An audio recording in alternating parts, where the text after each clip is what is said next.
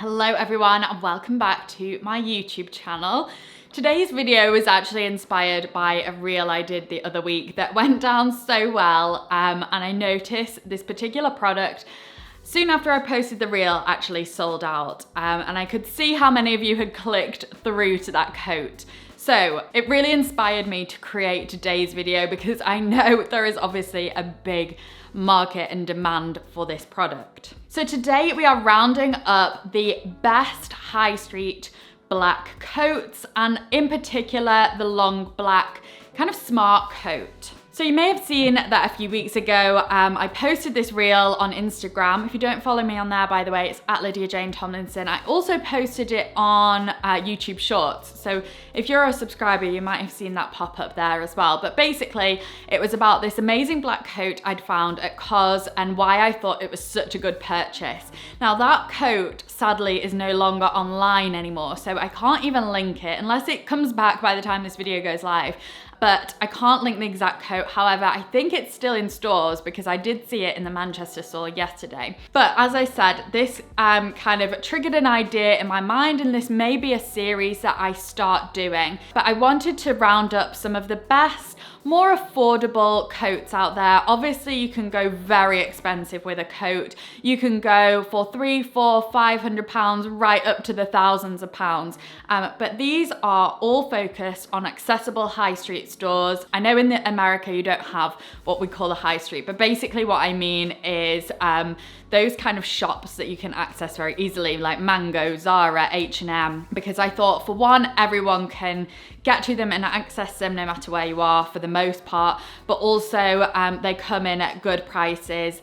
But what I've tried to do is find the best ones find my best picks from each of those stores. So you don't have to trawl the internet and trawl the shops and do that. I've kind of done that for you. And I'm also going to be showing you why I think those pieces are good and what's good about them. So I actually went into some stores, and for the most part, I did try these pieces on. And then there are just a few that I wasn't able to try on. We don't have a Massimo Dutti here in Manchester, very sadly. If Massimo Dutti are watching this, please bring a store to Manchester. And then there are a couple of others that I also saw online that I think would be really good purchases. So let's get into the first one. So the first one I saw actually was one of my favorite ones out of the whole try on that I did.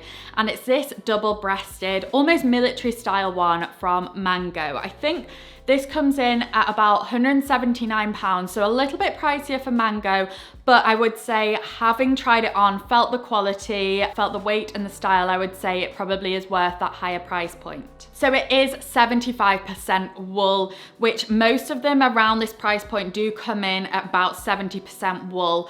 Anything slightly lower, I am including a couple of lower options, or a slightly lesser wool count, which makes sense, I suppose. So this one's 75% wool, and I just love everything about this style. If you're looking for something with a bit more structure, formality, something that makes a statement but still very, very wearable at the same time, then this is the one for you. I went for a medium in this. I think probably a small. I can't fit as much knitwear underneath, and for me, as someone who likes to layer up knitwear, I need that kind of sleeve room. So medium was perfect for me. I'm 5'6" for reference, but I thought this one was actually one of my all-time favorites. I think it just looked so chic, put together. It wasn't trend-led, but it had that slight statement to it, meaning you could wear it very easily into the nighttime. It's going into the party season. We want a coat that probably takes us from day to night very easily, and I would say this is the one.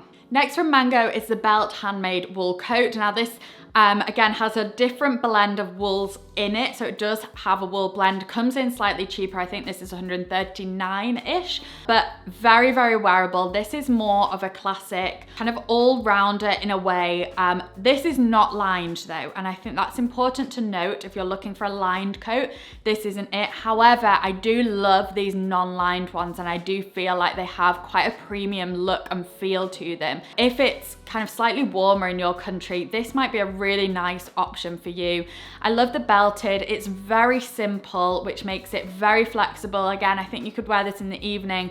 Very nice one for workwear too. And if you are a bit smaller than me, then this came shorter than the previous one. So it might come a little bit longer on you, which I think is perfect. I actually think the longer the better when it comes to coats, to be honest. So I think this would be a really nice length for lots of different heights and lots of different body shapes as well. With the tie, you've got that little cinch at the waist if you wanted to. Next, I went into Zara, and there are a couple of black coats around, but nothing struck me quite like this one. I find Zara, you need to be very careful with the quality. I think some of the quality can be a bit hit and miss in Zara, but this particular coat is actually from their more premium quality range. Again, it's got that 75% wool in there, so it does make it feel, you know, a bit better quality. I also think the weight of the whole coat was really nice. This would be a good wintry one. It's lined too, it's belted, it's not too long, it's not too short. This is a classic. I think if you're looking for something a little bit longer and a little bit thicker than the previous mango one, then I would go for this option because this is a belted one as well. But I think this slightly more wintry, and you've still got that really good quality in there. Just be careful with the Zara coats though, because I think some of them, like I did feel one black one that didn't feel great quality, whereas I'd say out of all the ones I felt in Zara, that's why I went for this one, because it just had that nice quality to it. And actually, on the day that I was trying these on, I had my COS black coat on, and the actual kind of weave of the fabric, or I guess you would call it a weave, was almost identical to my COS one, which cost I think 250 or 275, whereas this one is more affordable than that. So then I went to Under the Stories and went for this belted coat. Now this is another belted one, but this is slightly different. I would actually say this is slightly more versatile, because if you take the belt off this coat, it looks nice without the belt. So you've kind of got a 2-in-1 with this. This is a real classic. Again, it felt very nice quality. It's an alpaca and wool blend.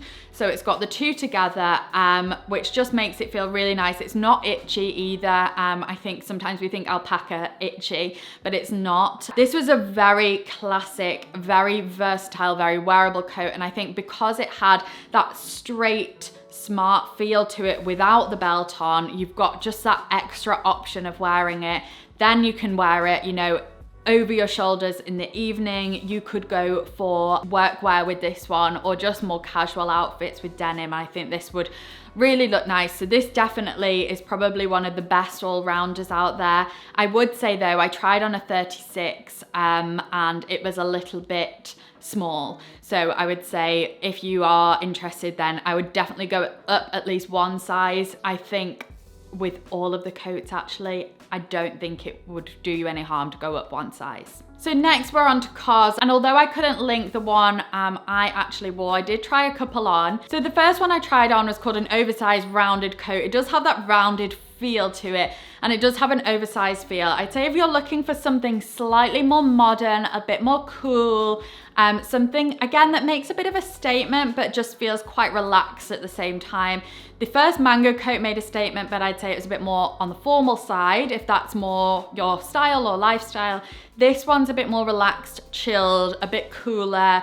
I think this will look nice with everything, to be honest. I would say this coat is slightly more of a daytime feel, just with it being that kind of relaxed, rounded feel that it's got. I would say it lends itself better to daytime.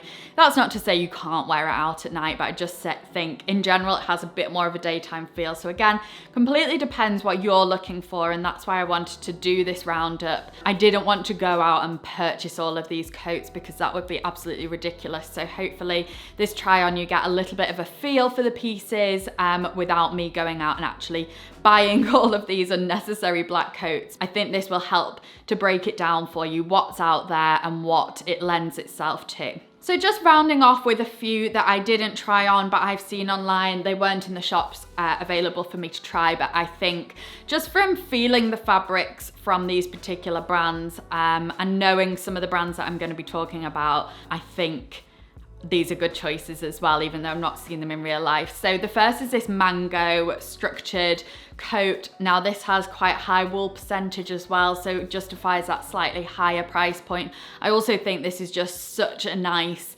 piece that feels cool. It's oversized, and I really wish this was in store to try on. I think I've linked this on my Instagram before as a good option too.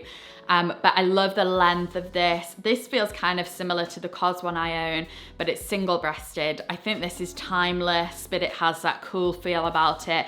I would say this is a really, really nice option, possibly one of my favorites, although I haven't tried it on. But knowing the other mango I've tried on with that high wool percentage, I think it will be good quality. I would say I think you should size up in this. I think it looks quite like it could be quite fitted. I think it looks better, a little bit oversized, a little bit boxier, and then again you can get knitwear under that. So most of my coats that I've shown have been between about 130 and maybe 230 pounds. This one is slightly lower price point, as I mentioned, but you are reducing that wool percentage.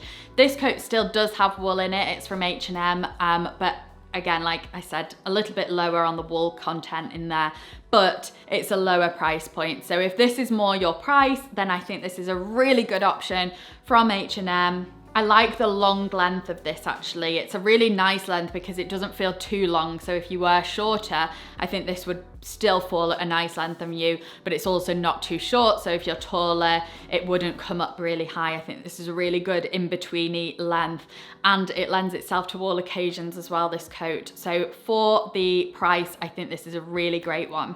Finally, we have the Weekday Alex coat, which I remember linking quite a few times last year as an option. It's come back in stock because it's sold out, and I'd actually say this is most similar to my COS version. It's like double-breasted, oversized. I think this is a really, really good option. I think it's a little bit cooler, maybe slightly more casual than the mango one I mentioned a couple of coats back. And it's also got some recycled wool in there. It's got made out of recycled fabrics. So that's good to note as well. I think the fit, the shape, the length, the oversized feel, it does have that cooler element to it. If you're looking for something a little bit more tailored, I think some of the other options would be better for you. But if you're looking for this boxy, cool feel, I think this is a really great coat. And I think if I didn't have my COS one actually, I would probably go ahead and buy this one. I think it's just a really, really good coat. So I wanted to include that in there. For this one, it calls itself oversized, so I probably just go for your true to size and it will come with that looser feel. So yeah, I think definitely a great option. So I hope this roundup has been helpful. I've kind of trawled the stores, I've trawled the internet for the best options out there on the high street at reasonable prices, for the quality as well. I think I've kind of put the two things hand in hand and tried to find the best of the best and what I would recommend them for. So I really hope it's been useful and that it's been able to kind of break down just the variety that's out there, and it's very overwhelming to make the right choice. So hopefully this has helped you in the right direction, because a black coat is an investment piece. It's something we have to think about. These prices to me are investment prices. We definitely have to consider them.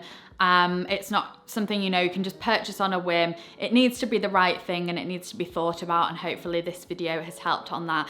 If you like this format, I might start making this into a bit of a series, do a breakdown. I'm thinking maybe we do jeans and denim, and things like that. Let me know if you've got some things you want to see, shirts, blazers. I think this could be really useful. Black wide leg trousers, all of those staples I can try and break down for you.